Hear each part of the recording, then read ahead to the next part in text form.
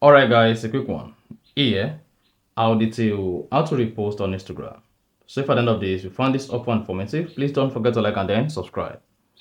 Now to repost on Instagram, all you simply need to do is go ahead and open the Instagram application.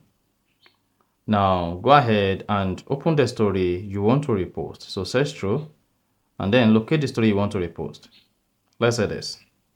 Then click on the paper icon or the airplane like icon at the bottom right.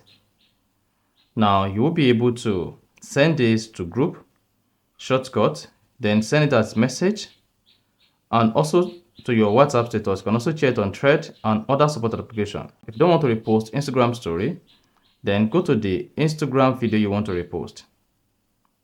Then once you click on it, then locate this paper icon or the airplane icon on the story menu.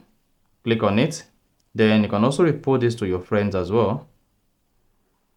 You can set as a group or send separately. Then it should say sent.